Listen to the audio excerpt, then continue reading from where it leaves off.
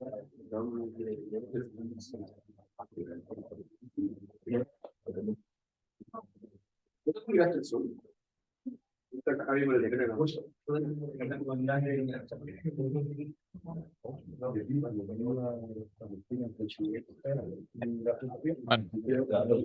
Hola, hola, hola, hola.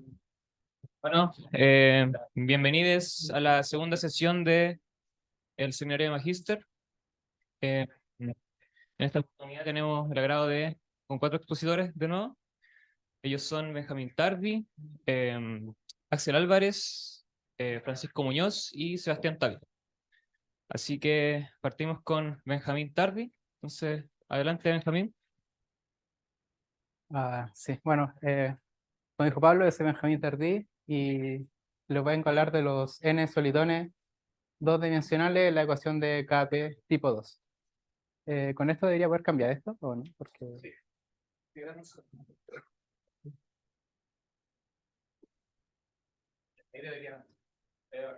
Ya. Ya, bueno, entonces esta es la estructura que va a seguir la presentación. Vamos a partir dando un contexto de qué es la ecuación de KP y para quienes sepan, esto es una generalización a dos dimensiones de la ecuación de KdV, ¿sí? Esto de acá es KdV y aquí le agregamos una perturbación en el eje vertical, que sea de tipo 2, quiere decir que el signo de acá es positivo. La de tipo 1 tiene signo negativo y eso tiene que ver con cómo afectan qué tan unidas están las partículas que interactúan. Esto es un líquido, ¿cierto? No lo dije. KdV modela ondas en aguas poco profundas, ¿sí? Como viaja la ola en esa agua y ¿qué estaba diciendo? Cuando el agua, la tensión superficial es muy fuerte, este signo cambia a negativo, ¿sí? Y bueno, eso.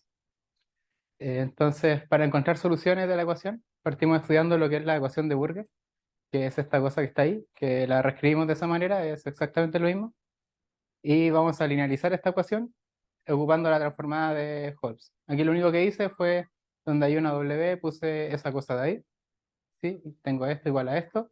Desarrollando esto de acá, llego a esto. Ahí puedo intercambiar las derivadas, porque esto es todo clásico. Podemos hacer lo que queramos, son todos bonitamente continuos. E integramos con respecto a x y obtenemos esta solución de acá, ¿sí? El parámetro de integración lo absorbe esta función f, así que lo obviamos. Bueno, y teniendo una solución, tenemos la relación de compatibilidad que nos dice que ser solución de esto también nos va a hacer una solución de esto, ¿sí? Porque ya vimos que esto es simplemente aplicar una transformada de un cambio variable. Y bueno, vamos a definir las derivadas t sub n de esta manera. Lo que hacemos es aplicar ese operador n veces al 1 y luego derivar con respecto a x, ¿sí? Bueno, y definimos t sub 2 igual a i, y eso nos devuelve la ecuación de Burger.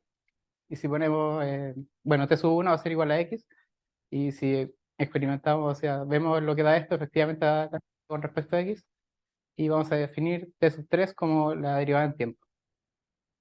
Entonces, bueno, haciendo un poco de cálculo, uno llega a que ser solución de esto, que vamos a llamar la jerarquía de Burger, nos va a permitir construir una solución para KP, ¿sí? Y esta f, por las ecuaciones vemos que son todas lineales, ¿sí?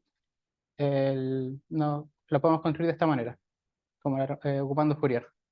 Y nos vamos a dar una medida particular, que va a ser esa, y nos va a permitir construir este tipo de soluciones, ¿sí?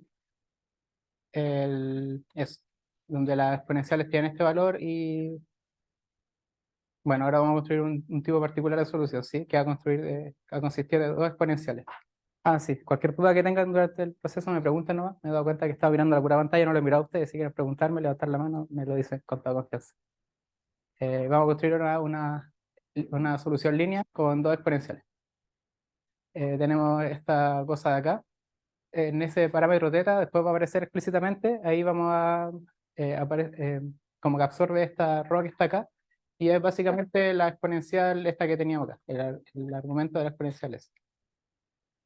Y bueno, lo reescribimos de esa manera, esto es exactamente lo mismo, para hacer aparecer un coseno hiperbólico, y así nos sea más fácil derivar esto. ¿Sí? La W, que era la derivada de esto, partido en esto, va a tener esa forma, y con eso podemos construir una solución U que va a tener esa forma. Podemos ver que va a tener un peak cuando los tetas sean iguales por la forma que tiene la función secante. Y esta cosa que está acá, más adelante la vamos a definir, va a ser la amplitud que va a tener nuestra solución. Dime. Aquí la U representa como el desplazamiento de la ola. La U, físicamente sí, es la forma que va a tomar la ola. Ya. Sí. Entonces, bueno, como los peaks se alcanzan en esas partes y la secante hiperbólica se hace cero muy rápido, vamos a tener soluciones de línea, ¿sí? Una solución línea. Una recta van a ser, bueno, después ahora lo vamos a ver. Lo que hacemos es trabajar con esto, ya dijimos aquí aparece la forma explícita de los tetas, los tiramos todos a un lado, agrupamos términos, ocupamos productos notables, dividimos por K sub 1 menos K sub 2, los K son distintos, en caso de que fueran iguales, ¿qué era lo que pasaba? Ah, bueno, tendríamos una sola exponencial, ¿sí? Y esto no tendría mucho sentido. Estamos trabajando con dos exponenciales. Y bueno, nosotros podemos notar que esto de acá es una constante, y fijando un t, vamos a tener una recta, ¿cierto? Aquí despejamos x e y, y bueno, es una recta. Y créanme, aquí está la recta. Aquí se ve en dos dimensiones y aquí es como se vería nuestra solución línea en tres dimensiones. Entonces ahora vamos a ir al caso m en cualquier número que queramos, natural, y vamos a ver cómo se verían esas soluciones. Ya. Y vemos que en la frontera toda esta ecuación se ve un poco más fea que la anterior, pero es porque estamos definiendo todos estos parámetros de acá, ¿sí? Que ahora lo voy a explicar. La frontera, cada solitón se va a comportar como un solitón línea, que es lo que definimos recién, ¿sí? Para teta, eh, vamos a tener igualar los teta sub i y los teta sub j. Bueno, estos términos, como ya había mencionado antes, aquí va la amplitud, que era la que aparecía explícitamente. Luego estos términos de acá, este va a ser nuestro wave direction, no sé cómo, dirección de onda, supongo, que es simplemente lo que acompaña al eje X en esta parte de acá y lo que acompaña al eje Y, ¿sí? Que lo reescribimos acá como un vector de dos dimensiones. Y esto es lo que está acompañando al T, ¿sí? Ahí, esta parte de acá, antes de que hiciéramos la división. Ahí. Eso. Esto va a ser nuestro vector de frecuencia, amplitud, y de verdad que no lo ocupamos para definir la dirección, que es como por donde se mueve nuestro solito. Bueno, entonces la dirección la definimos como esto, que es como se define la dirección, ¿cierto? El eje Y sobre el eje X nos va a dar la tangente de un cierto ángulo, y ocupando las definiciones que tenemos que es igual a esto, entonces podemos definir el ángulo que existe entre nuestros solitones como la arcotangente de la suma de estas constantes, que son las que caracterizan a cada exponencial. Sí, después lo voy a mencionar lo otro. Y bueno, definimos la velocidad que nos tiene que satisfacer esta relación. Se define así, no desconozco cuál será, si hay un motivo físico detrás, pero funciona, que es como el producto punto entre K y B, y eso nos tiene que dar la frecuencia. ¿Ya? Entonces tiene que ser esta cosa de acá, porque bueno, si hacemos el producto punto de K con esto, se nos van a ir esto y nos va a quedar solamente eso de acá. De nuevo, tenemos los valores acá, reemplazamos y obtenemos esto de acá, que va a ser siempre negativo en el eje X, lo que nos va a decir que nuestros solitones se van a mover para la izquierda. Hoy, esta es mi derecha, sí, su izquierda, está bien. Y esto es como se mueve en el eje Y. Y vemos que aquí, bueno, esto de acá es siempre negativo, ¿sí? Entonces, la suma de las constantes nos va a definir cómo se mueve nuestro solitón en el eje Y. Y para arriba o para abajo. Eso. Entonces aquí tenemos unos solitones ya construidos. Esto está hecho con cuadros exponenciales y está evaluado en el tiempo cero, ¿sí? Siempre se juntan en el centro cuando recién se forman. Eso. Bueno, y estas líneas que aparecen acá son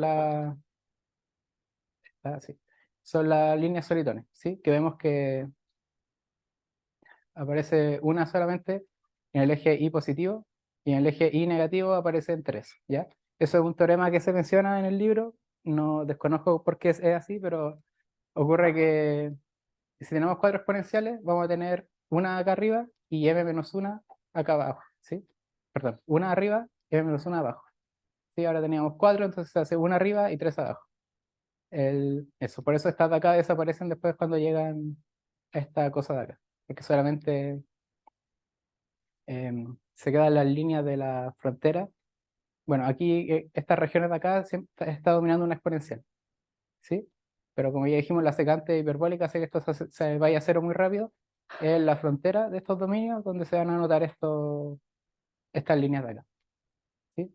Y bueno, se ve que esta de acá siempre va a ser más grande. Todo esto se deriva mirando la fórmula, ¿sí? La amplitud, porque elegimos los coeficientes de esta manera, ¿sí? Esa resta va a ser la mayor y por eso esta amplitud es la más grande. Y aquí vemos cómo avanzan en el tiempo y ya estamos evaluando en un tiempo igual 2. A propósito, dejé las líneas donde estaban para ver que esto efectivamente se está moviendo. Sí, todo se está moviendo a la izquierda, podemos ver. Como habíamos dicho, en el eje X siempre se mueve a la izquierda. Y en el eje Y dependía de la suma de los coeficientes. Aquí los únicos coeficientes que suman, ya, tampoco lo mencioné. Las fronteras siempre son de la forma 1, 2, 2, 3, 3, 4, ¿sí? Ya, J y J más 1.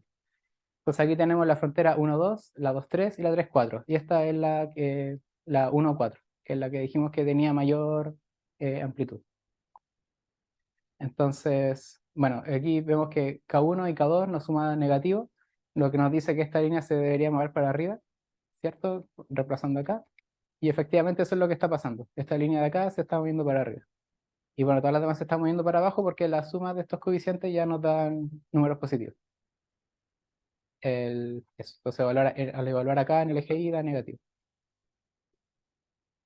Entonces, bueno, ahora voy a dar esbozo solamente de cómo construir una n-solitón, porque aquí ya de verdad que la álgebra se complica mucho y no creo que sea el caso hablar de esto, pero aquí mostramos dos modos de construir una n-solitón. El primero es un poquito más intuitivo. Lo que se hace es eh, definir un sistema de n componentes de la ecuación de Burger. Y bueno, en el caso de que quisiéramos construir dos líneas con tres exponenciales, nos quedaría calcular este Gronziano de acá, ¿sí? El m, ya dijimos que era el número de exponenciales y nos hace aparecer esta cosa de acá, ¿sí? Que estos de acá son los coeficientes que están, no quiero devolverme tanto, pero estos estaban multiplicando en la f, ¿se acuerdan? Era ρ por exponencial de algo, ahí está el ρ. Eso, ¿qué más? Bueno, esto nos va a permitir construir un tipo de solución. Esto lo llamé solamente en la presentación, les puse solución gronziana. Y en el método, y este es un método de perturbación que de verdad la construcción de esto ya es mucho más complejo, es meterse en cosas que no creo que sean muy divulgativas y nos permite construir esta solución de acá, donde estas componentes G se construyen a partir de estas cosas de acá, donde las D se definen de esta manera. Estas son las derivadas de Hirota. Esta es como una, no sé cómo llamar a eso, pero tiene esa forma. Y estos de acá son los polinomios de Schur, los cuales de nuevo no voy a hablar. Ahora lo que voy a hacer es mostrar el tipo de soluciones que nos presentan cada uno de estos dos métodos.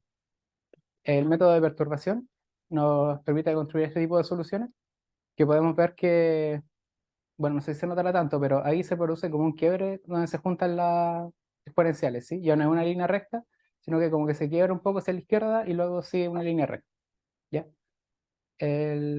Eso tiene que ver con algo que se llama la resonancia, que en el caso de un solitón en línea, con la forma explícita que habíamos puesto sobre el- la K, que de nuevo era el vector que no sabía cómo llamar, el de onda le voy a decir, vector de onda, nos hacía que siempre se produciera un fenómeno de resonancia acá, que lo que hacía era que no se quebraran las líneas una vez que se juntaran, ¿ya? Ahora, al momento de construir soluciones de este tipo, ya no hay que poner un poco de restricciones sobre los K. Eso sería bueno saberlo, es lo que estamos viendo, qué restricciones se le tiene que poner a los K para que aquí se produzca un fenómeno de resonancia. Y la línea no se quiebre de esa manera. Bueno, ahí está en un tiempo y luego vemos que el comportamiento a lo largo del tiempo sigue siendo parecido al anterior, ¿cierto? Se mueven en el eje X y suben en el eje Y. Y este otro, el otro, ocupando este método de acá, construimos este tipo de soluciones, que vemos que aquí sí se produce un fenómeno de resonancia, ¿sí? Las líneas como que no se quiebran, ahora sí siguen de recto, como seguían anteriormente. Y eso, aquí hay un typo, esos A son los ρ que había definido anteriormente, que eran los que multiplicaban a las exponenciales en la f. Bueno, y lo que sigue, lo que estamos investigando ahora, es cómo se clasifican este tipo de soluciones. Sí, aquí tenemos tres tipos de soluciones distintos, la tipo O, la tipo T y la tipo P. Todas estas funciones, eh, soluciones, perdón, difieren en cómo se define la matriz A, que la matriz A es estos términos de acá, ¿sí? Los que están acompañando al F. Dependiendo de cómo varían estos términos, cómo se acomodan, obtenemos tres tipos de soluciones distintas. Solo por nombrar un ejemplo, las soluciones tipo T. Recuerdo que estas matrices se construyen utilizando los mismos coeficientes que utilizamos, que evaluamos en las exponenciales. Y bueno, y nos permite construir formas mucho más complicadas que las que nos permiten las tipo P y las tipo O. Bueno, hay una manera de estudiar cómo funcionan estas matrices es utilizando estos Soliton Graph, que de nuevo, eso es lo que estoy estudiando ahora, cómo se construyen estas cosas. Y bueno, voy a hablar de eso. Es otro tema para más adelante. Y bueno, esas son las referencias. Este es básicamente el libro donde saco todo lo que tiene que ver con Soliton, ¿sí? Y de lo que mencioné en esta charla. Y aquí hay fotos de cómo se ven estas cosas en la naturaleza para que vean que esto existe y no sé, no solamente los produce un computador. Gracias por su tiempo. Preguntas, dudas, comentarios, quejas.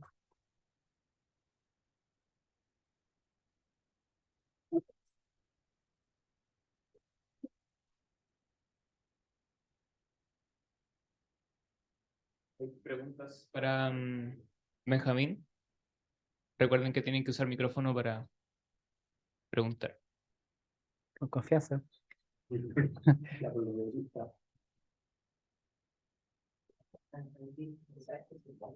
tengo una pregunta muy básica. Así, ya, estás estudiando esta ecuación KP, Ujú. pero ¿estás en un dominio acotado o no acotado en la teoría? Porque el computador lo hace en un cuadrado, pero en la teoría estás en un dominio acotado. O sea, no estamos teniendo, bueno, en la primera diapositiva que apareció en la ecuación, no estamos trabajando en ningún dominio en particular, estamos en los reales. Ya. Sí. Eso. Pero entonces como que importa, no importa, cambia mucho, esto depende mucho del dominio o cómo. Buena acotación. No, es que no estamos estudiando como dominios particulares. Ya.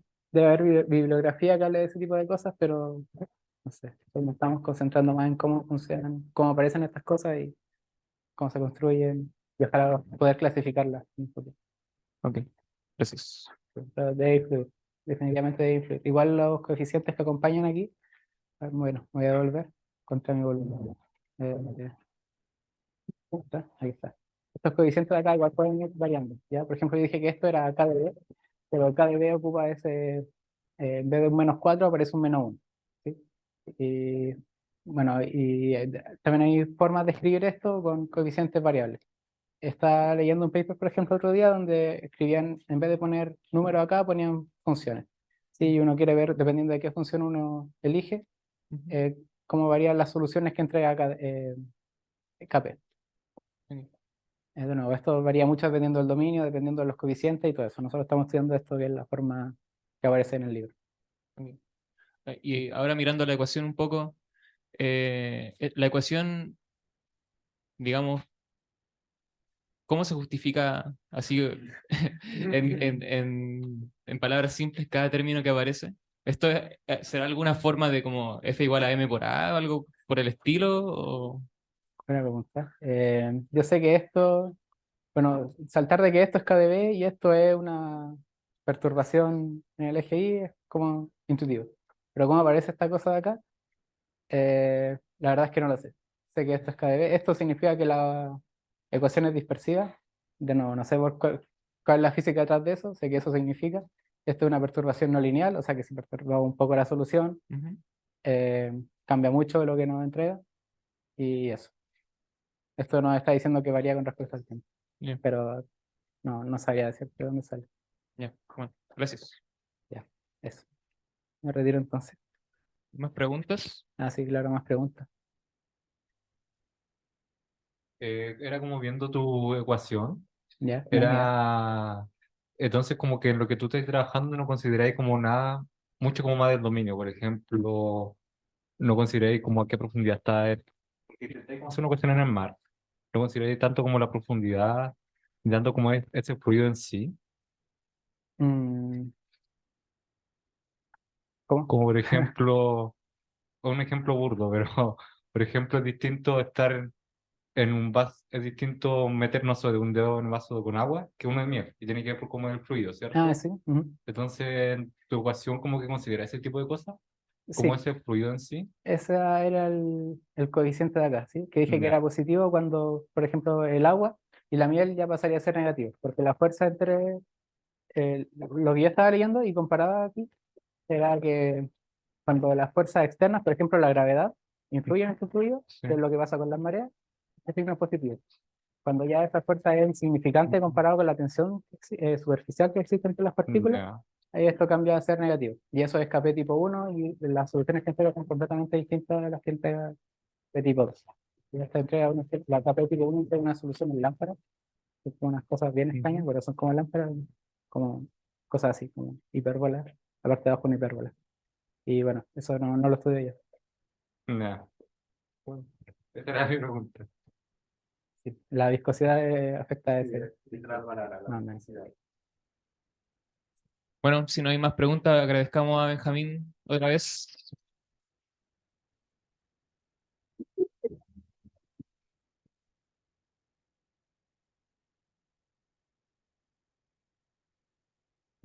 Ahora va Axel.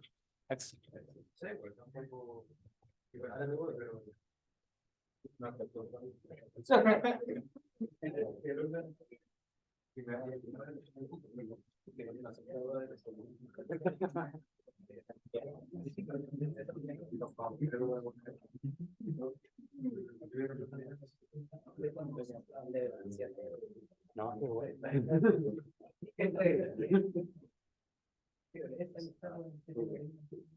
no, no tan pronto.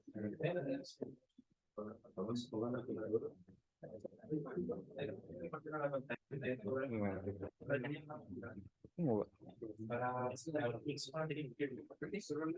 Ah, esto puede-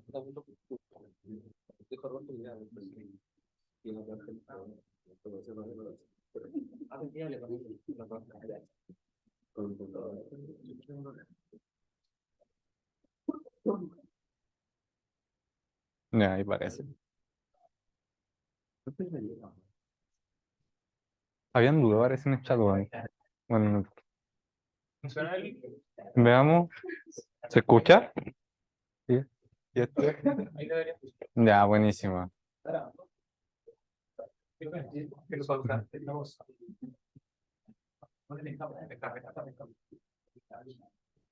Sí, está grabando. No, está.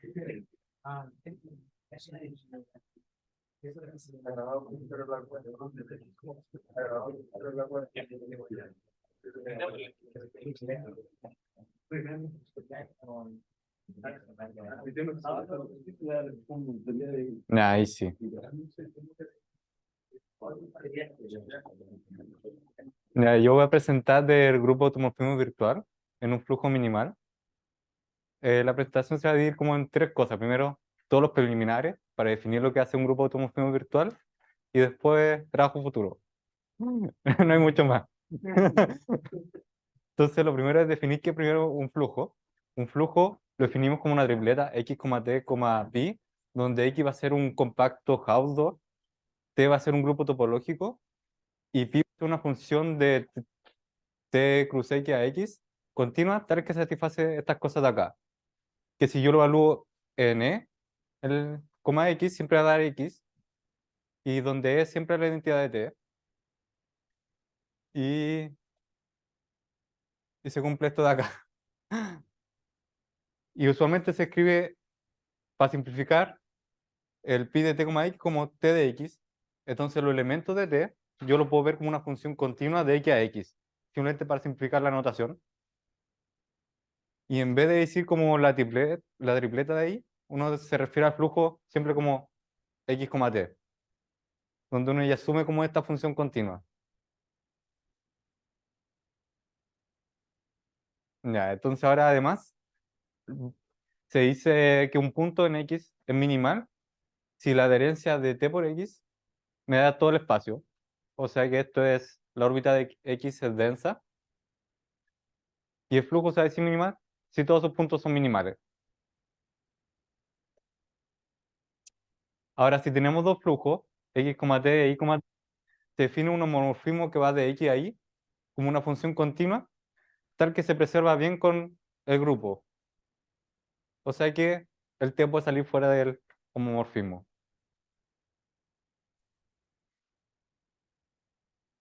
Ya. Y hay un flujo minimal que es el universal, que en la presentación va a ser m, t. Si es que para todo flujo minimal x, t va a existir un homomorfismo que parte de m y lleva a x. Y esto para todo flujo minimal x, t, por eso se dice universal. Y un teorema importante es que si uno tiene un grupo topológico, entonces este flujo universal existe. Y además, si es que hay más de uno, todos ellos son isomorfos. Y es más, se puede demostrar que cuando T es un grupo topológico discreto, este grupo, digo, este flujo M, es un ideal minimal de la compactificación de Stonesić de T. Entonces, esto no voy a explicar por cómo se puede hacer para no alargar tanto la presentación y hay que meter harta cosita de dinámica, pero que se puede identificar un elemento de M con una red en este grupo topológico T y vamos a escribir que T lambda entonces va a converger a este P. Además, se puede ver que M, T actúa sobre el flujo minimal X, T. Es decir, que si yo tomo un elemento P en M y otro en X, entonces uno dice que P de X es realmente este límite de T lambda de X. ¿Alguna duda hasta acá? Yo, no muy humilde. ¿Qué es un grupo topológico? Es un grupo con cierta topología. Que observa Sí. la suma. Sí, que la suma y el producto en esa topología es continua. Ya. Una función continua. Ah, la inversa, sí.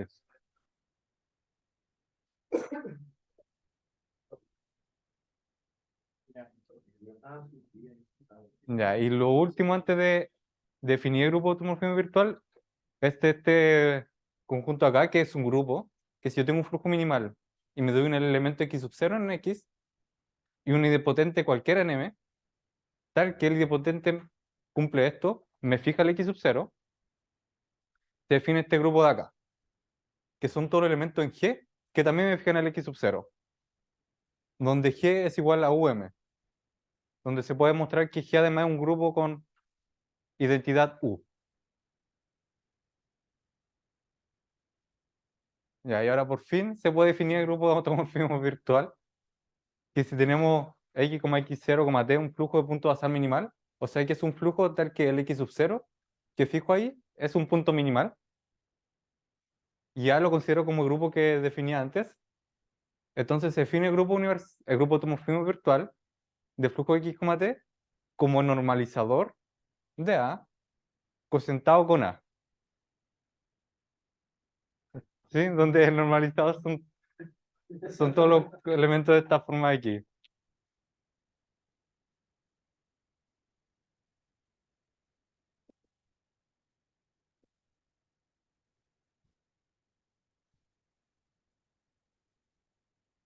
¿Sí? ¿Mm? Sí. Sí, para lo que dio en el elemento era el normalizador de A.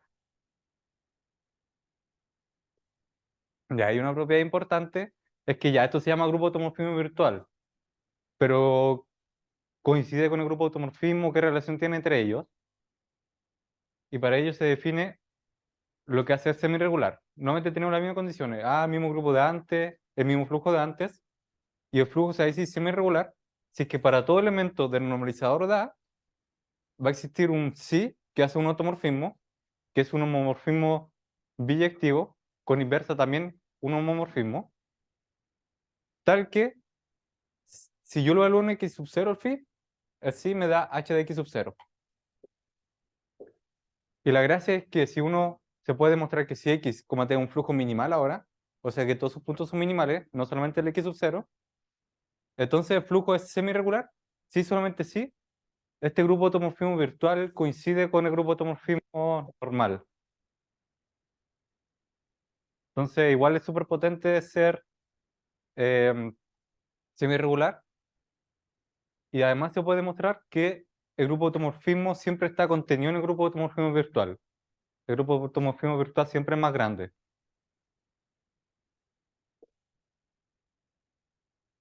Ya, ahora hay como un ejemplo de cositas, que de hecho lo voy a mencionar nomás, tampoco las voy a definir porque si no se alarga demasiado la presentación,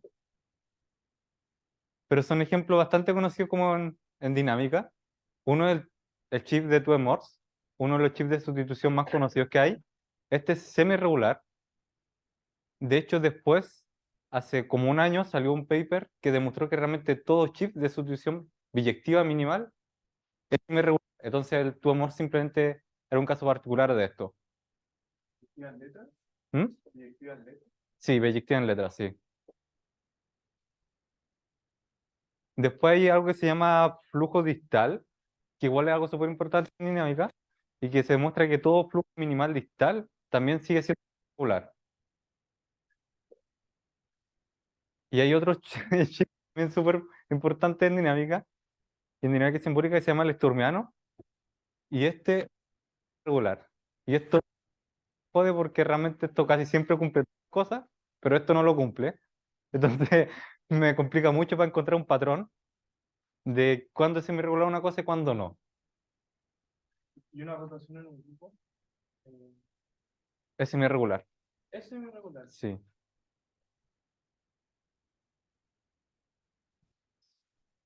Claro, qué Sí. Entonces, el trabajo futuro es que él responde como varias preguntas con respecto a este grupo automorfismo virtual. Y en este caso voy a denotar siempre v, x, t, para no alargar tanto la escritura a este grupo automorfismo virtual. Y algunas de ellas, por ejemplo, ¿cuándo este grupo automorfismo virtual es numerable? ¿Qué implica que sea numerable? ¿Cuándo se tiene esta propiedad con el producto de acá? Acá ya tenemos como un pequeño avance para una condición suficiente y necesaria, pero hay que verificar si se puede hacer un poco más simple o verificar qué grupo, digo, qué sistema lo satisface. ¿Cuándo el producto es semi-regular? Y es cierto que si yo tengo dos semi-regulares, entonces el producto lo es, y esto tiene, al menos la última pregunta tiene que ser falso. Y eso era la presentación.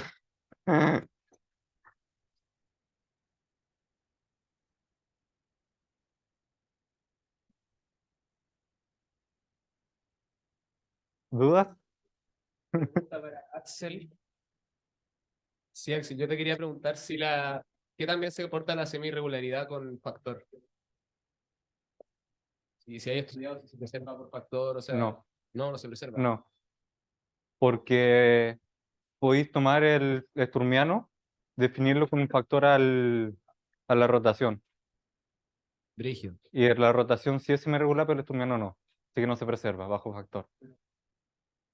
Y aquí factor lo consideramos no necesariamente ser sobreyectiva.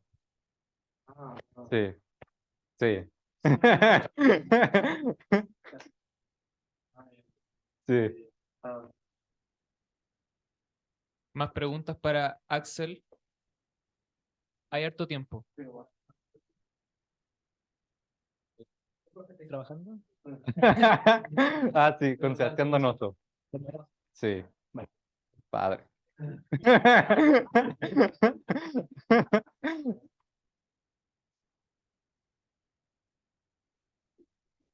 ¿Más preguntas? Te quería preguntar como, dijiste que el conjunto de automorfismo virtual contiene el de automorfismo. Sí, ¿Hay algún automorfismo virtual interesante que no sea automorfismo? no han podido ver cómo son los automorfismos virtuales en sí, lo que nos han de lo. Por ejemplo, en algunos sí, el esturmiano. El esturmiano, su grupo de automorfismo, lo podéis ver como el chief, prácticamente, o sea, enumerable. Pero el esturmiano, su grupo de automorfismo virtual es el toro. Entonces, tiene un montón de elementos que no están. Ya. Ya, me interesa. ¿Más preguntas para Axel?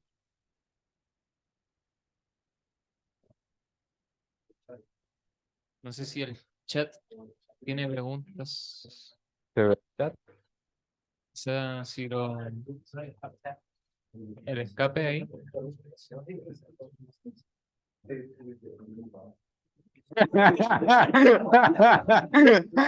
No hay preguntas.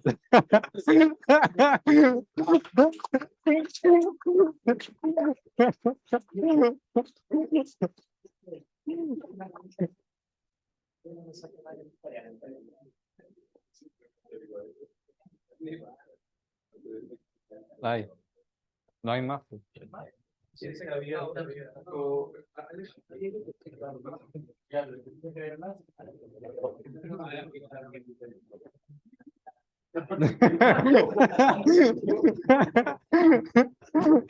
Bueno. Bueno, ya. Agradezcamos a Axel entonces.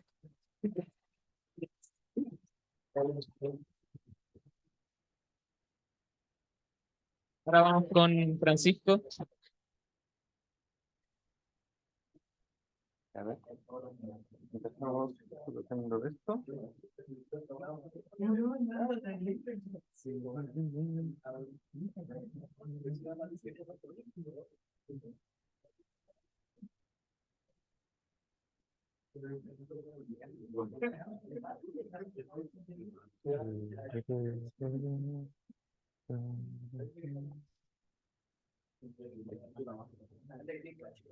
Nice. Ya, ¿se escucha bien en el chat? A ver, no sé cómo. Ya, a ver. ¿Se escucha bien? No sé si en el chat pueden decirlo. Ya, nice. Ya, entonces, acá. Ya. Quizás desde acá. Ya. Buenos días, compañeras, compañeros, compañeres. No sé, creo que el profe no está. Bueno, buenos días al profesor virtualmente. Cuando vea el video.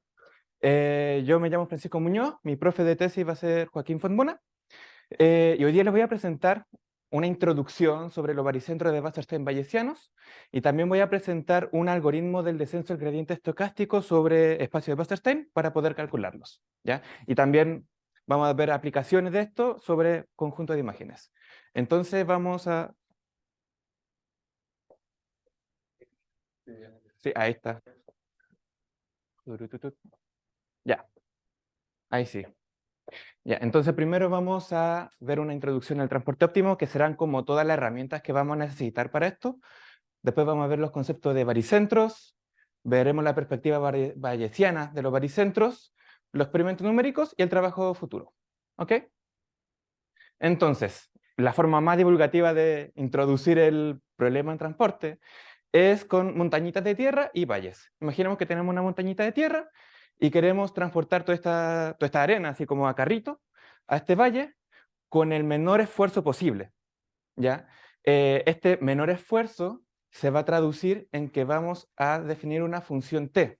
Esta función t va a ir de el x, que va a ser como el espacio del mu, a un y, que va a ser el espacio de nu, y esta va a ser una función medible y todo lo bacán, y vamos a definir el operador push forward, de esta manera. ¿Ya? Entonces ahora el operador push forward va a ir de espacio de medida de probabilidad de X a espacio de medida de probabilidad de Y.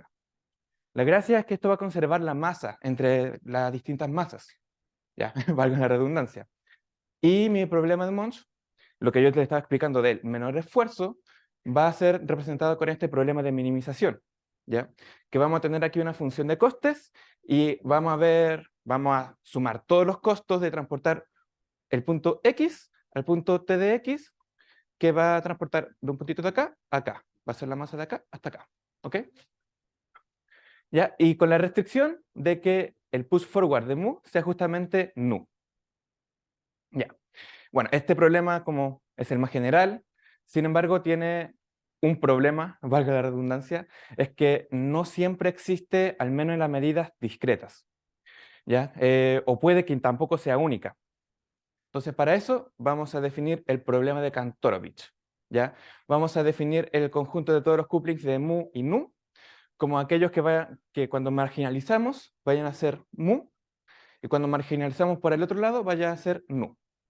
Entonces, ahora el problema de Kantorovich será el de transportar, el costo que vamos a tener de transportar el punto X al Y, o sea, el X va a ser el del mu al Y, que va a ser el del nu, con la restricción de los couplings. ¿Ya? Aquí vamos a ver como un ejemplo de cómo se vería esto como, de forma general. ¿Ya? Entonces, aquí vamos a tener nuestra medida de probabilidad, la alfa y beta, y este sería el coupling que va a estar asociado a este. ¿Ya? Dicho sea de paso, además, que van a ser este coupling, que en el caso discreto va a ser una matriz, va a ser poco densa, por lo general. Va a tener muy pocas entradas. ¿Ya? Esto es como una propiedad que tienen los vértices de esto. ¿Ok? Ya. Ahora vamos a ver la distancia de Wasserstein.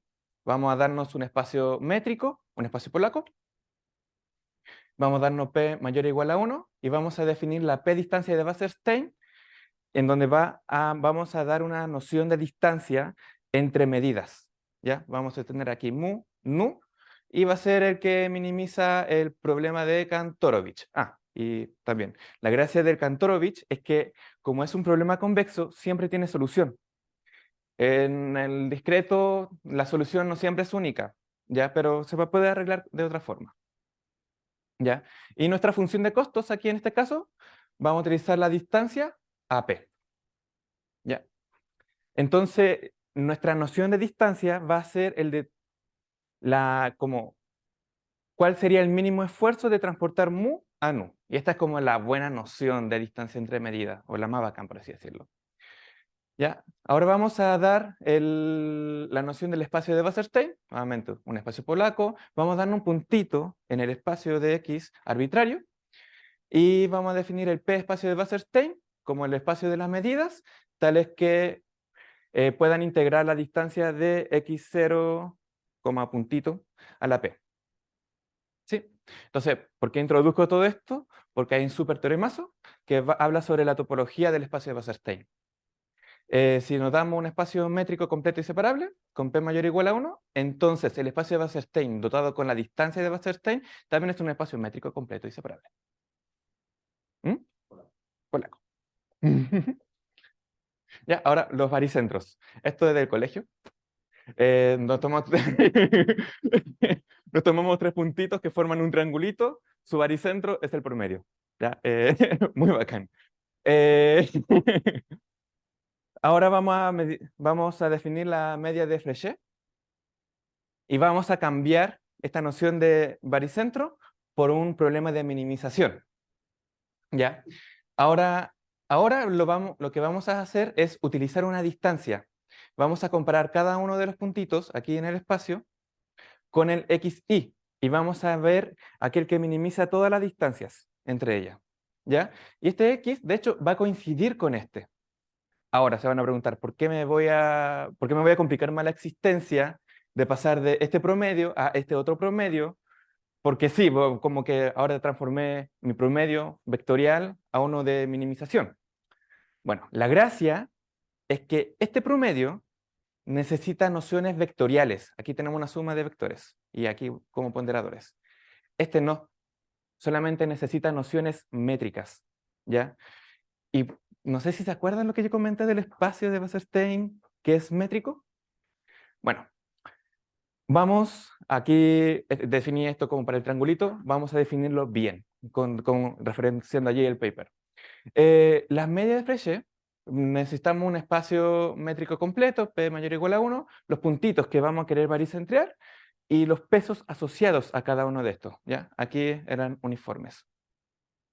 Entonces, si existe un punto X tal que me pueda minimizar esta función de costos, y además este es el minimizador global, entonces vamos a llamar a este X gorrito como la P media de Frechet, ¿ya? Ahora vamos a meterle como la parte de Wasserstein, haciendo el baricentro de Wasserstein, es exactamente lo mismo, fue un copy-paste, en donde vamos a tener n medidas en el espacio de Wasserstein, sus pesos respectivos, y si existe una medida en el espacio de Wasserstein que minimice esto, entonces a este le vamos a llamar el P baricentro de Wasserstein. Ya, esto se puede generalizar. Vamos a tomar una medida sobre espacios de medidas que va a cumplir la noción esto de darle los pesos a mi medida, ¿ya? Porque aquí cada una de estas va a tener un peso asociado.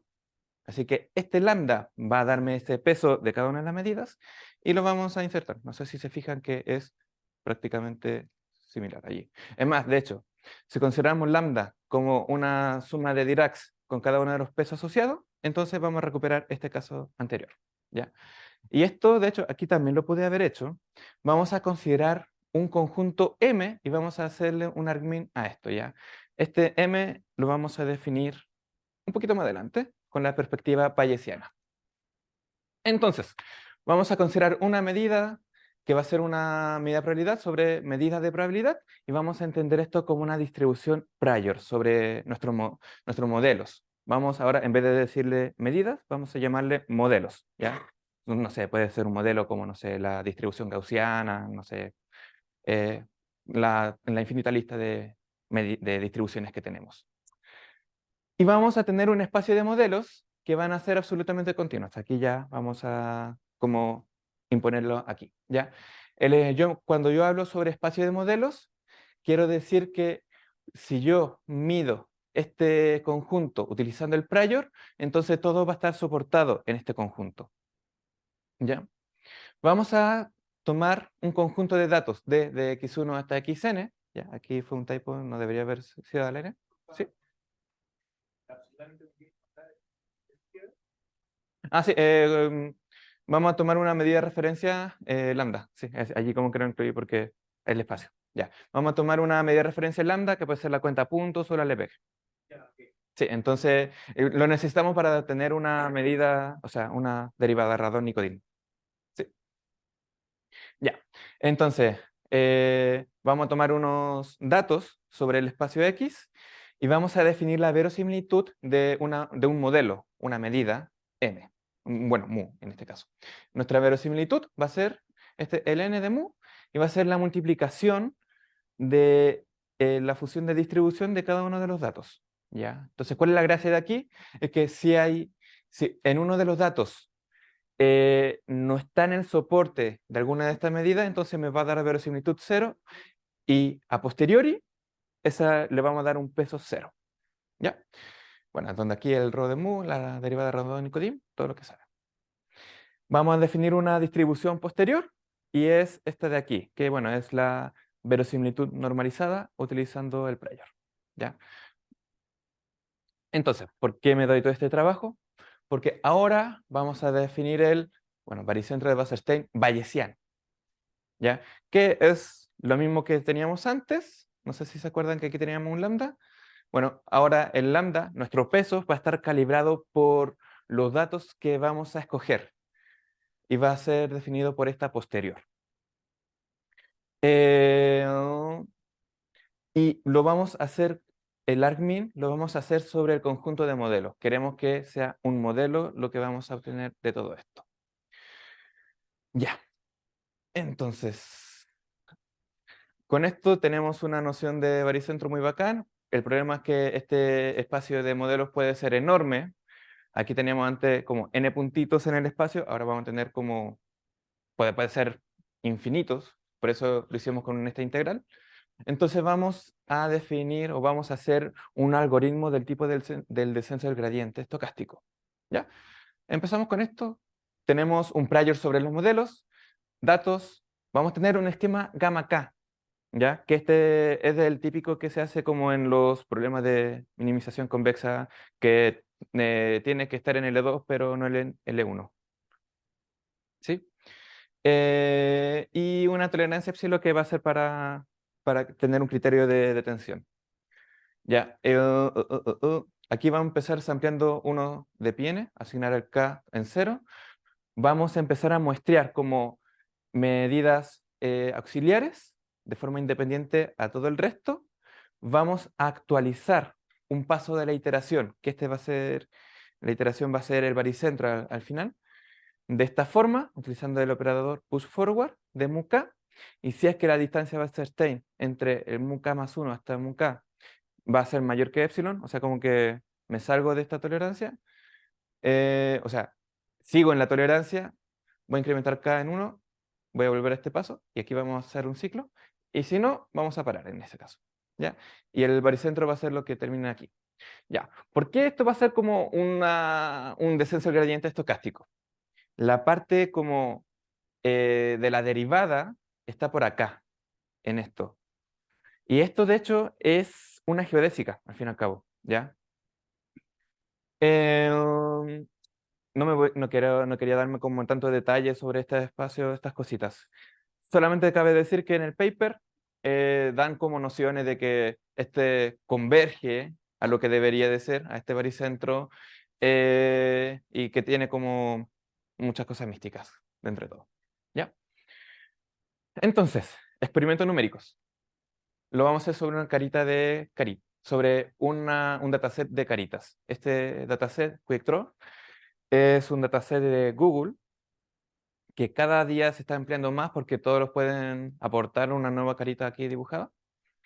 Vamos a interpretar estas caritas como distribuciones de probabilidad, tomando la escala de grises, normalizándolo. Y aquí vamos a ver algunas de las primeras iteraciones del algoritmo. ¿Ya? Aquí tenemos una primera iteración, vamos a ir al siguiente. Aquí está como la noción de la geodésica, no sé si se acuerdan. Ahora, de aquí vamos a hacer un nuevo sampleo y vamos a hacer como otra geodésica. Y así por cada uno, ¿ya? Hasta que, bueno, aquí en la iteración 36 queda de esto, ¿ya? Aquí tomamos 3 datos. Y la razón de eso es porque es muy fácil que uno de los datos se pueda salir del soporte. De hecho, son como como 100.000 caritas y después de esto como que quedan en 3.000. Así que por eso es como escojo muy poquitos datos. Y con este esquema que empieza con un valor muy cercano a 1 y va decayendo a 0. ¿Ya? En las últimas iteraciones serían esto. Aquí lo dejé corriendo por 3 minutos. Y dieron 319 iteraciones, y este sería lo que supuestamente debería ser el baricentro de Wasserstein, pero no convergió según la noción de este. Es una cosa de forma, no sé si, pero igual tiene como se le ve la carita, los ojitos y esto. Ya, se terminó el tiempo, así. Ya, entonces, sí, ya. Entonces voy a ir un poquito más rápido. Los próximos pasos e ideas. Quiero utilizar Convolutional Wasserstein Distance, ¿ya? Porque esto yo lo hice como un poquito a la mala. Hice el problema exacto. Y este usualmente tiene una complejidad en el cubo log n. Hay un algoritmo de Singhorn que es n al cuadrado, ¿ya? Y lo hizo Kuturi. Y hay métodos convolucionales que ya lo reducen este tiempo en n log n. Todo esto utilizando GPU y todo. ¿Ya? Aquí hay como un ejemplo del paper en donde hacen como hay estas interpolaciones. Y aquí aprovechando, esta es la geodésica entre estos. Y la gracia de por qué se ve esto tan bonito es gracias a la distancia de Wasserstein. ¿Ya? Otra de las cosas que también quería hacer, revisar esta noción de baricentro de Wasserstein, pero con la restricción de mantenerme en la variedad de las figuras, ¿ya? Porque no sé, pues, aquí tenemos como interpolación de Wasserstein, pero como que se ven borrosos, ya uno aquí al medio no puede decir que una zapatilla exactamente. Bueno, lo que hicieron en este paper es, una vez que tenemos el baricentro de Wasserstein, lo proyectamos sobre la variedad de las zapatillas, y ya esto sí es una zapatilla, como que uno puede decir que sí, ¿ya? lo hace de esta forma, un poquito, ¿ya? Y lo hace en contraposición de los baricentros Weierstein y con interpolación utilizando el espacio latente de una GAN. Ellos lo hacen de esta forma, utilizando la GAN como un prior sobre imágenes. ¿Ya? Así más o menos lo hacen. La GAN se va a ir por dentro del mainform, el baricentro se va a ir por fuera, pero lo que hacen ellos es irse por aquí como en el costadito, gracias a las proyecciones. Eso, aquí estarían todas las referencias y muchas gracias.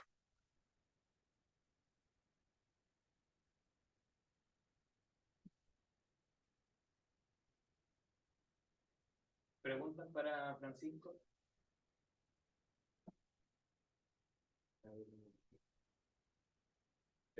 ¿Puedes retroceder como casi el inicio?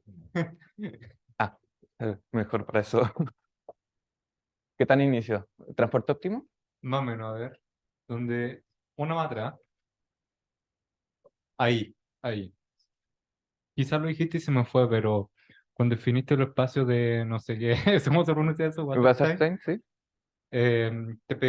pescaste un X sub 0 arbitrario, ¿cierto? ¿Sí? Entonces hay una relación si tú cambias el X sub 0, No, ¿no? no. Entonces son todos como homomorfos, isomorfos en algún sentido, si tú cambias el X sub 0. O te da el mismo espacio dependiendo del X sub 0, como que te da lo mismo. Da lo mismo, pero no sé si son... Según yo, sí, porque igual como que cambiaría la distancia, pero lo importante es que sea integrable esta distancia, Ya, como con respecto a X aquí. ya. No sé si serían homomorfos, los debía revisar, que estaba en un librito. De hecho, en el paper de hecho, esto del paper de Fonbono también. Aquí se lo pusieron coma para algún X0, como, si existe Ya. alguno, ahí da. Pero Ah, ya. revisando como el librito de transporte óptimo que tenían acá, dijeron que es independiente, podemos tomar Ya. X0 arbitrario, Bueno, y da lo mismo.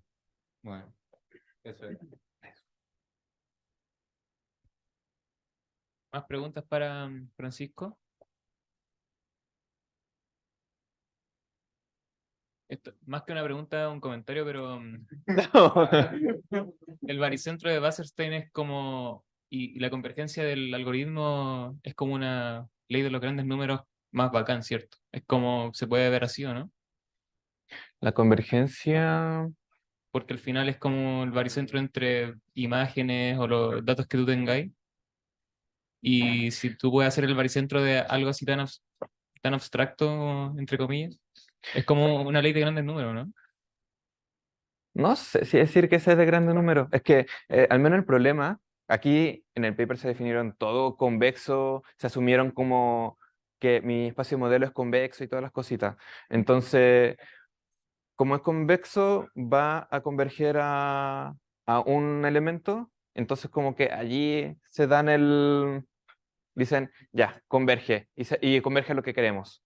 Claro. No, es más un estilo de punto fijo. Aquí, esa geodésica, ese operador, al final lo hace de forma de punto fijo.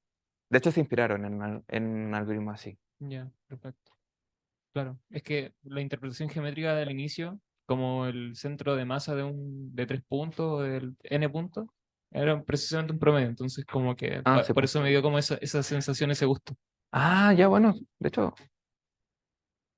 Claro, al final se abstrae a eso. Ujú. Sí, Ah, yo creo que sí. Debería ser como algún tipo o algún aire de eso. como una versión, pero en un contexto mucho más y con muchas más hipótesis igual. Sí, también. ¿Más preguntas para Francisco? Si no, le agradecemos de nuevo.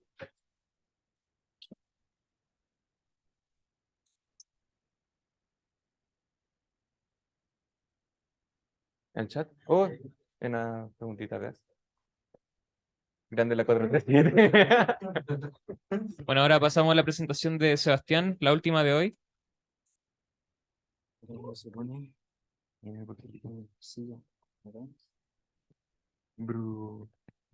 Uy.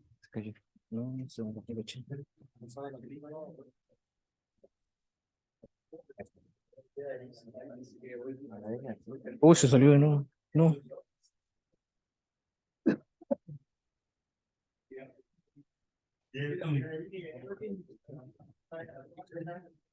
Lindo. Muchas gracias. Estamos por hasta el resto.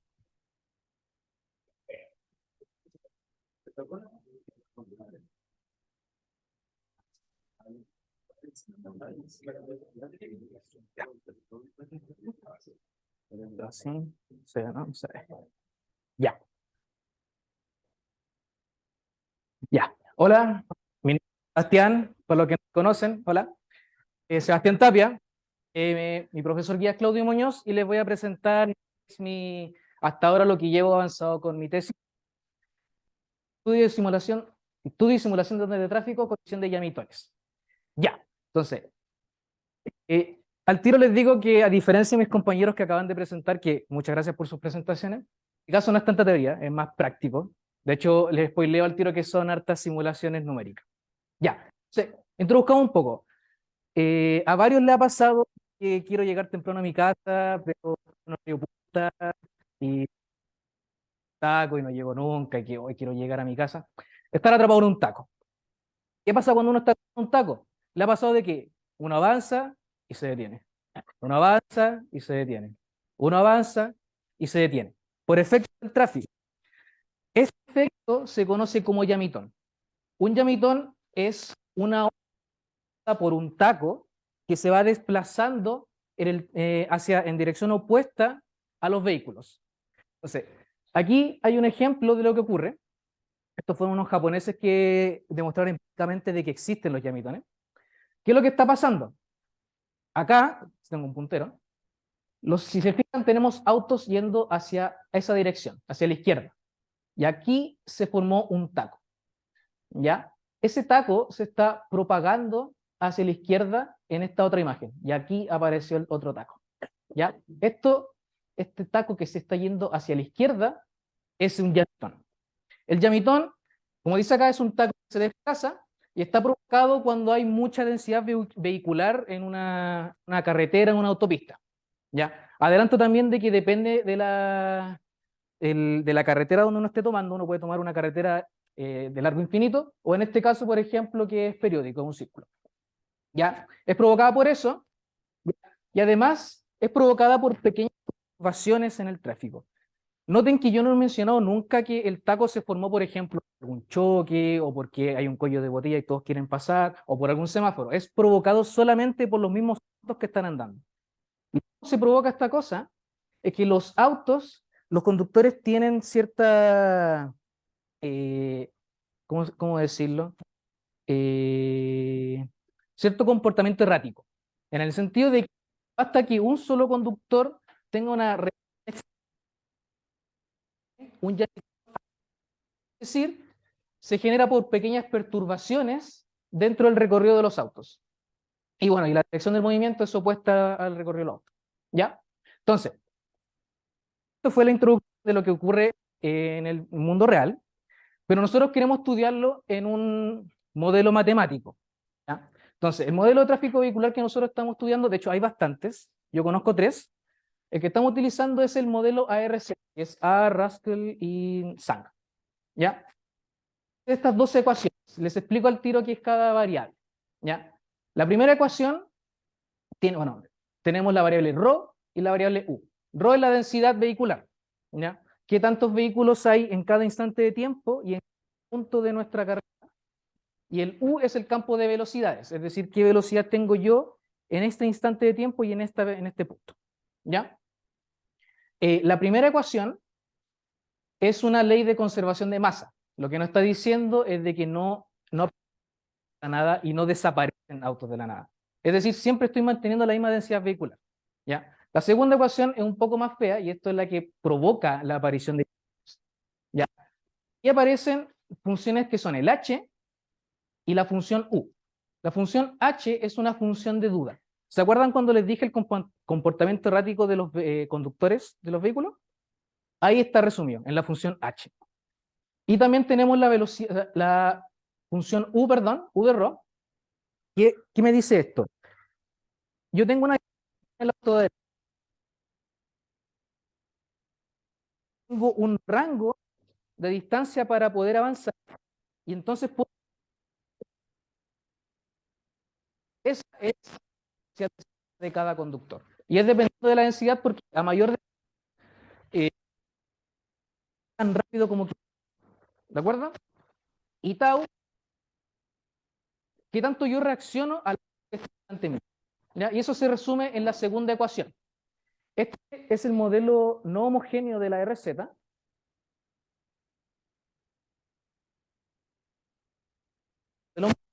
Es lo mismo, pero con un cero acá, en vez de toda esta cosa.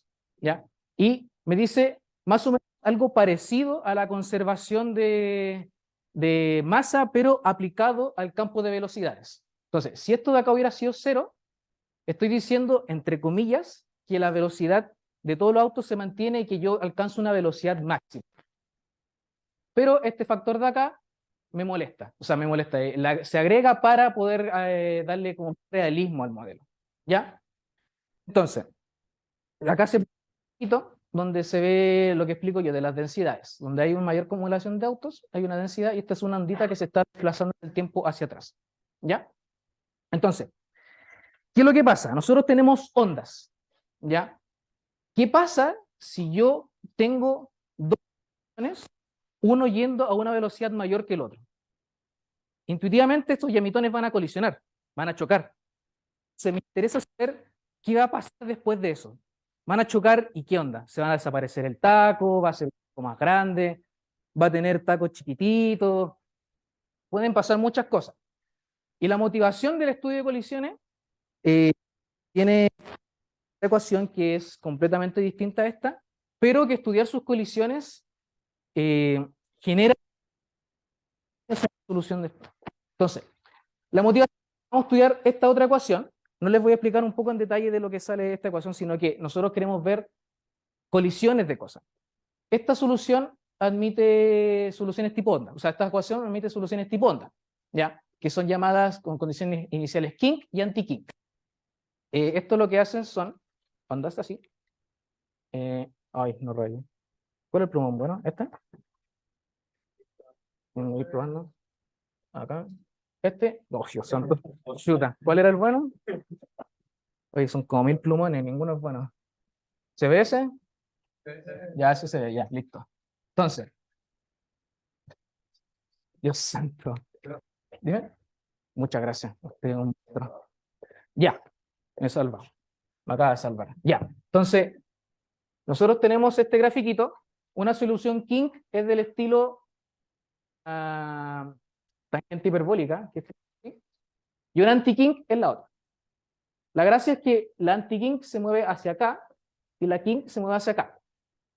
Entonces, estas dos ondas están colisionando. Me interesa saber qué pasa después de esto. ¿Qué ocurre entre estas dos ondas? Y fue estudiado, hay un paper súper enorme que estudió las colisiones, ¿ya? Y cacharon de que dependiendo de las velocidades iniciales de esta onda, se generan distintos fenómenos, ¿ya? Y bueno, como les digo, esto nos motiva a estudiar también las colisiones en yamitones, porque tiene aplicación a la vida real, como yo podría chocar yamitones en la vida real y ver qué pasa, que si puedo, ¿cómo se dice la palabra? Como hacer que el tráfico vaya más rápido, hacer desaparecer tacos, tiene como igual su buena cantidad de aplicaciones. Entonces, ¿qué pasa acá? Acá les muestro un gráfico donde este eje es el eje X, que es el espacio, y el tiempo. Entonces, si se fijan, en este instante inicial tengo esta forma. Están yéndose hacia acá. Recuerden que el eje X es el tiempo. Entonces, en el primer caso, para esta velocidad, las ondas empiezan a rebotar, pero no parece que lleguen a nada. Como que cuando yo aumento un poquito la velocidad, quieren algo, quieren comportarse de alguna forma. ¿Ya? ¿Y qué pasa si aumento un poquito más la velocidad? Las ondas rebotan 2 veces y parece salir algo acá. Como que las ondas se reconstituyen después de rebotar 2 veces. Si lo aumento un poquito más la velocidad, las ondas ya se reconstituyeron por completo. Es decir, chocaron, como que rebotaron, chocaron de nuevo, rebotaron, chocaron de nuevo y salieron disparadas hacia los lados. Pasó de esto, ¿dónde dejé? Acá. Pasó de esto a lo mismo, pero las ondas yendo para los dos lados distintos. Rebotaron, hicieron como un comportamiento así muy errático y salieron con una velocidad de salida. De hecho, dependiendo de la velocidad inicial, la velocidad de salida sigue un comportamiento fractal. No lo porque escapa un poco del tema central de la tesis. ¿Ya? Sigue un comportamiento fractal. Entonces nosotros queremos estudiar si es que este comportamiento se mantiene en gamitones, tiene algún comportamiento fractal. No tenemos idea de dónde tenemos que llegar. Ese es un problema súper importante. No sabemos qué vamos a tener. ¿Ya? Entonces, nosotros tenemos el modelo y queremos simularlo. Con las simulaciones nosotros podemos ver qué ocurre cuando los gamitones chocan. Tenemos que ir estudiando distintos tipos de esquemas para poder aproximar lo mejor posible la solución real del modelo. ¿Ya? Por si acaso, esto de acá lo hice yo con un método que se llama método espectral. ¿Ya? No voy a entrar más en detalle, se llama método espectral. Hace esta ecuación, lo voy a escribir acá, el modelo ARZ, el homogéneo, recuerden que el homogéneo no tiene el lado derecho, se puede escribir de esta forma. Un Q de t más una función Q, o sea, una función f, perdón, evaluada en Q derivada con respecto a x igual a 0. Ya. Esa ecuación es de tipo conservación de ley escalar. Ya. Los chiquillos que están en EDP numérico les debe parecer muy familiar a lo que vieron en un laboratorio con la ecuación de Burgers, muy parecida a la ecuación de Burgers. ¿Ya? El drama acá es cuando el f toma formas muy extrañas. Cuando el f es como, no sé, por ejemplo, convexo y tiene como un único mínimo, hay como esquemas muy sencillos para poder simularlo. El drama queda cuando el f es súper extraño. En este caso el f va como de R2 a R2. ¿Ya? Los esquemas de simulación son en general los mismos, pero cambia cómo tratar con la función f. Entonces, para simular esta ecuación, uno utiliza esquemas que son, un paseo, ¿no? No, esquemas que se llaman volúmenes finitos. ¿Ya? Volúmenes finitos que estudian lo que pasa en cada celda de mi discretización. ¿Ya? Y en particular hay uno que se llama esquema de Godunov, que es bastante utilizado, es súper bueno. ¿Ya? Se utiliza mucho. ¿Ya? Y en este caso particular, simulé el mismo modelo, pero sin la segunda opción. Y lo simulé de una forma distinta. ¿Ya? Lo simulé utilizando un Cellular Traffic Model, que no le quise poner la abreviación porque quería CTM, así que lo omití. Y lo que pasa acá es que yo trato cada auto como una celda. Cada uno de estos puntitos que pueden ver acá chiquititos es un auto. Y hacia abajo es el tiempo. Entonces, a ver, voy a apuntarlo con el dedo. Ese auto que está ahí avanzó hacia acá. El que estaba acá avanzó hacia acá. Y así van avanzando. Y estas líneas de acá son ondas de tráfico que se están desplazando. De hecho, se ve que están desplazándose. Pero estas ondas de tráfico fueron hechas por la condición inicial más que nada. Esto no se forman naturalmente por la ecuación, porque el modelo simplificado LWR no admite funciones tipo yamitónicas. ¿Ya? Entonces, está ese chiquito haciendo es tomar el modelo ARZ no homogéneo y simularlo con resultados, pero desgraciadamente mi código, dependiendo del día, funciona o no funciona. Desgraciadamente no. Así que queda pendiente ver las simulaciones de eso. ¿Ya? El problema principal en este tipo de ecuaciones es la condición inicial que uno pone. Uno puede poner condiciones iniciales tipo constante por pedazo. Constante por pedazo. Que son de este tipo, así. ¿Ya? Y la gracia es que estas ecuaciones, si se fijan, son como ecuaciones de transporte, más o menos, parecía. ¿Ya? Entonces la idea es ver cómo esta cosa va a ir avanzando en el tiempo. De hecho, hay dos formas de verlo, que son puede ser una onda de rarefacción. Que es una onda de rarefacción que después de pasado un tiempo t, esta cosa empieza a hacer algo así. ¿Ya? Como que empieza a aplanarse. O también tenemos otro problema que puede ser una onda de choque, que es de este estilo, como que toda la solución se está moviendo al mismo tiempo, ¿ya? Como discontinuo, ¿ya? Esa cosa, para resolverlo, se utiliza lo que se llama problema de límite, ¿ya? Godunov lo que hace es resolver un montón de problemas de Riemann en grillas intermedias de mi discretización. ¿Ya? Y ahí llega la complejidad porque cuando el f es una función súper extraña, resolver el problema de Riemann se hace súper complejo. Entonces uno termina aproximando la solución utilizando linearizadores. Es decir, se me pierde el plumón. Es decir, tomo el jacobiano, que se define de muchas formas. A, no se le voy a poner D de F. ¿Ya? Uno toma este compadre y empieza a trabajar con él para poder simular las cosas. ¿Ya? ¿Qué es lo que explico en ese punto? Que cuando el flujo es no lineal hay que implementar linealizadores. Y un trabajo más futuro que tenemos pendiente es implementar algún método mejor que Godunov, que efectivamente existe un método mejor y que coincidentemente se llama bueno. No es que bueno, si se llama bueno, es bueno en comparación a Godunov. ¿Sí? Ya. Y eso ha sido mi trabajo hasta ahora. Espero que les haya gustado. Preguntas, dudas, por lo que quieran.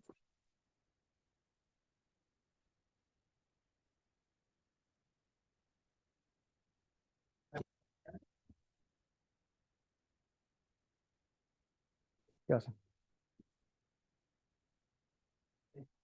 ¿Preguntas? Yo tenía una pregunta, ¿Qué ocurre? es más sobre el modelo. ¿Sí? Ya, lo primero que me llama la atención es que este fenómeno, el fenómeno del tráfico es fundamentalmente discreto. O sea, hay una cantidad finita de autos que están interactuando. ¿Mm? Quería preguntarte como de dónde nace esta interpretación continua de esto. O sea, porque el fenómeno aquí estamos viendo Ya. algo que es continuo. No sé si... Sí, es que este es un modelo macroscópico del tráfico. Es lo que tú decís, como que un modelo continuo. Entonces, al final lo que estamos aproximando es la cantidad vehicular, la estamos aproximando con una densidad. Y la primera ecuación, como había dicho antes, es como conservación de masa. Entonces, en vez de tener como autos discretizados, tienes una masa de autos. Entonces, esa masa es la que se está manteniendo en el tiempo y es la que cumple la primera ecuación. Y de hecho, los modelos microscópicos, cuando tienes como una ruta súper larga y tienes un montón de autos, convergen a los modelos macroscópicos. Ah, Hay ya, una cierta como, convergencia. ya, una aproximación de campo medio. Me pillaste. Sí, digamos que sí. No, bueno, ya, ok, gracias. Ya, ¿alguna otra duda? El micrófono. Si tuviera ahí como, no sé, por los autitos, después ¿cómo aproximáis el macroscópico? Hay distintas formulaciones de la densidad. O sea, de la densidad al microscópico. O sea, de este a ese o de este a ese. Hay funciones de densidad que hay hartas alternativas para densidad.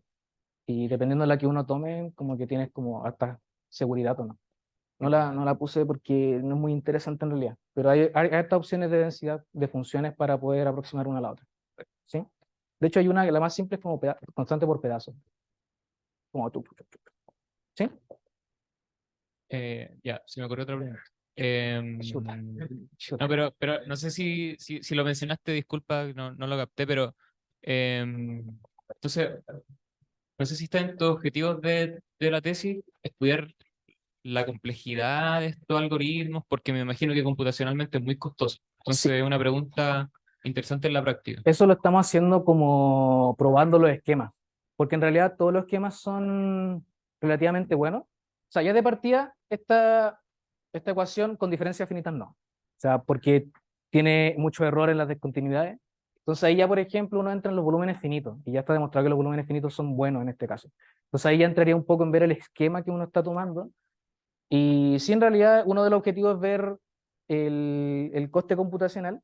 De hecho, en el linealizador hay un linealizador que se llama ROE. Estos linealizadores ya de partida te reducen la complejidad computacional, porque resolver el problema de Riemann en seco, sí, computacional es costoso. Entonces ahí aparecen los linealizadores y eso ya reduce mucho la complejidad del algoritmo. ¿Sí? El chat no tendrá dudas. Mientras tanto, revisamos el chat. ¿Hay más preguntas acá en la sala? Hay 4 dudas.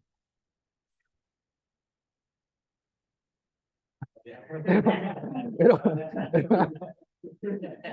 me re... Ya. me re... Bueno, si no hay más preguntas, agradecemos. Ah, Sebastián. Dime. Quería preguntarte en qué ambiente corres tus simulaciones, como en En- Google Colab. No, en local. Ah, local. Sí, sí, podría ser. Es que estaba pensando en por qué mencionabas que a veces te corre el código y a veces no, porque a mí me pasaba eso cuando lo corría en Colab. Ah, es que probablemente le cambió algún parámetro y no sé cuál le cambié entonces. Pasa eso, que le cambié el parámetro y no lo devolví. Sí, Gracias. esas cosas, sí. Vale.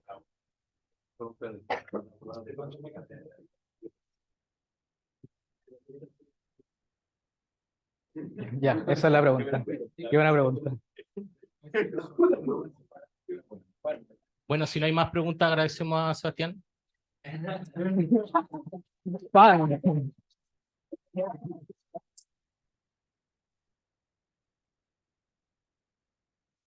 Bueno, Ya, sería todo por hoy. Recuerden que la próxima semana también tenemos presentaciones y después saltamos una semana y el 28 de junio sería la última sesión. ¿Ya? Así que nos vemos.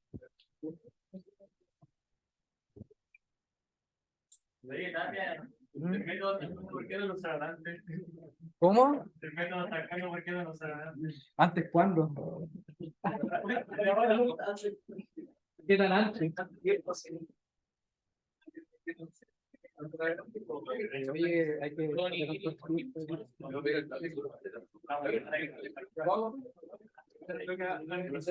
Ah, ¿verdad?